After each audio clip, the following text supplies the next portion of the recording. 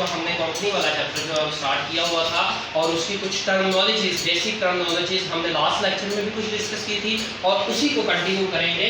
सबसे पहले आपके पास प्राइमरी या एक्चुअली ये टर्म है प्रीलिमिनरी एक्सपेंडिचर्स, ठीक है। ये है क्या, जाहिर है जब ऑर्गेनाइजेशन बनती है तो ऑर्गेनाइजेशन के रजिस्टर्ड होने से पहले बहुत सारे जो है वो इंतजाम करने पड़ते हैं। बिल्डिंग का स्ट्रक्चर बनाना है, आपने कंपनी का नाम डिसाइड करना है, आपने उसको रजिस्टर्ड करवाने के लिए फीसेज और वो सारे इकदाम करने हैं, उस पर एक ह्यूज अमाउंट जो है वो इन्वेस्ट करनी पड़ती है। That is known as preliminary expenses. Expenses incurred in the initial stage of corporation is called primary या प्रीलिमिनरी एक्सपेंडिचर। सेकंड वन हमारे पास क्या है, अंडरराइटर और अंडरराइटिंग कमीशन क्या है, होता क्या है। अगर इससे पहले हम जो है इसको पढ़ लें तो ये ज़्यादा अच्छा हो जाएगा।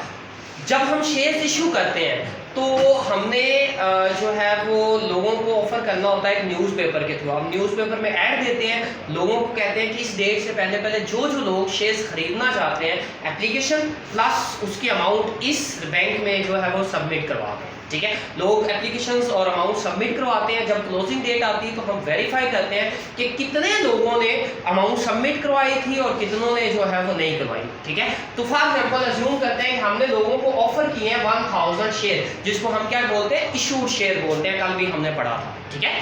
तो हम क्लोजिंग डेट पे देखेंगे कि कितने शेयर्स की एप्लीकेशंस लोगों ने सबमिट करवाई है।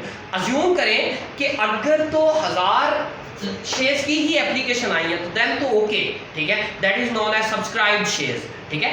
लेकिन अगर 1000 से ज्यादा एप्लीकेशंस आई है तो उसको हम क्या बोलते हैं, ओवर सब्सक्रिप्शन। फॉर एग्जांपल अगर 1200 एप्लीकेशंस आ गई हैं तो that is known as oversubscription. वो कहता है if number of applications is greater than the shares issued. हमने कितने इशू किए थे, 1000, एप्लीकेशंस कितने की आई, 1200 की, तो वो जो है वो क्या है, ओवर सब्सक्रिप्शन है। और इसी तरह अगर हमने 1000 शेयर्स इशू किए हैं लेकिन लोग इंटरेस्टेड नहीं है, 800 शेयर्स की एप्लीकेशंस आई हैं, तो ये क्या कहलाएगा, अंडर सब्सक्रिप्शन। क्या है, if number of applications received is less than the issued share, जो शेयर्स इशू किए हैं उससे कम है तो that is known as under subscription.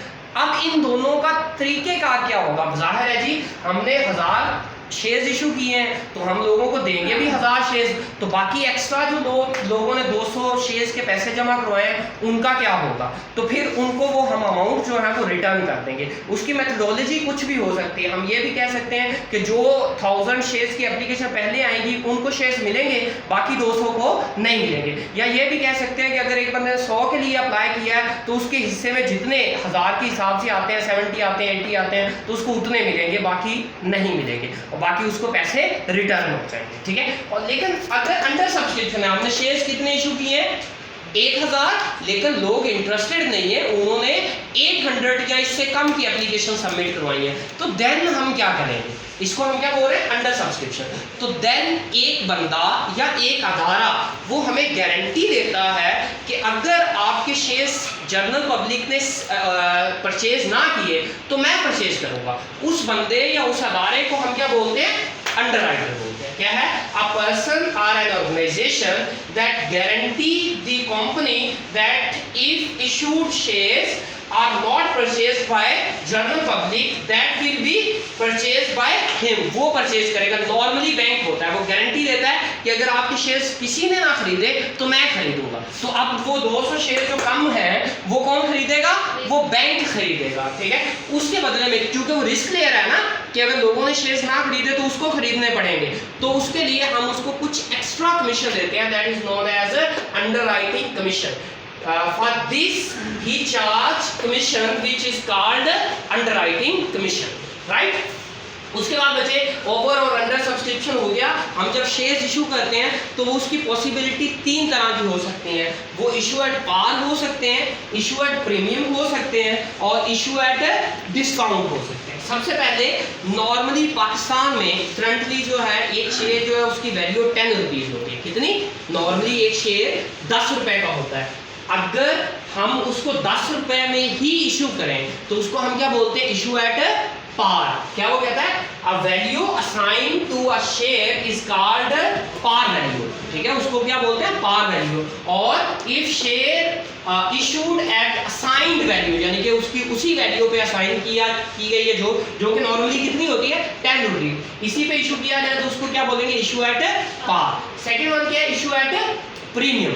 अब इशू एट पार कब होता है, इशू एट प्रीमियम कब होता है, इशू एट डिस्काउंट कब होता है, ये कंपनी की परफॉर्मेंस डिसाइड करती है। अगर कंपनी की परफॉर्मेंस बहुत अच्छी है तो ये 10 रुपए की चीज़ है, इसको लोग 12, 15, 20 में भी खरीदने को क्या होंगे, विलिंग होंगे। लेकिन अगर कंपनी की परफॉर्मेंस अच्छी नहीं है तो लोग इसको 10 में भी खरीदने को विलिंग नहीं होंगे। तो अगर कंपनी की परफॉर्मेंस इशू है तो ये फॉर एग्जाम्पल 10 से ज़्यादा प्राइस पे अगर इशू करती है कंपनी तो ये क्या कहलाएगा, इशू एट प्रीमियम। क्या वो कहता है, if shares are issued at value greater than the par. Par क्या है, जो उसके ऊपर लिखी हुई वैल्यू है उससे ज्यादा वैल्यू पे ऑफर करती है तो that is called issue at premium.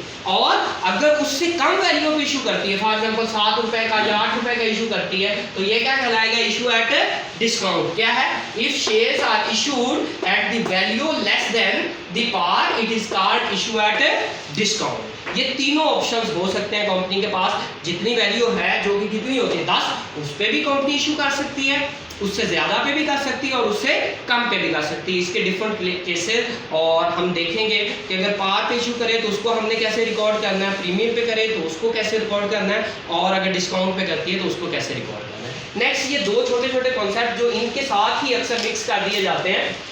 Number 1 क्या है, book value of share. Book value का क्या मतलब है, वो वैल्यू जो कंपनी की बुक्स में लिखी हुई है, कंपनी के मुताबिक जो एक शेयर की वैल्यू है उसको हम क्या बोलते हैं, बुक वैल्यू ऑफ शेयर। और ये कैसे ड्राइव होती है, जितने भी कैपिटल है, जितना भी ऑर्गेनाइजेशन में ओनर्स का राइट है, जिसको हम कैपिटल स्लैश ओनर्स इक्विटी आपने पढ़ा है, ठीक है, उसको डिवाइड करना नंबर ऑफ शेयर्स पे। यानी कि फॉर एग्जांपल अगर कंपनी का टोटल सरमाया जो है वो 1000 रुपए है और उस कंपनी के टोटल शेयर्स जो है वो 20 हैं या 100 हैं तो इस पे डिवाइड करेंगे तो ये आपके पास क्या आ जाएगी, बुक वैल्यू। बुक वैल्यू कितनी आ जाएगी, 10, जितनी भी आए, ठीक है।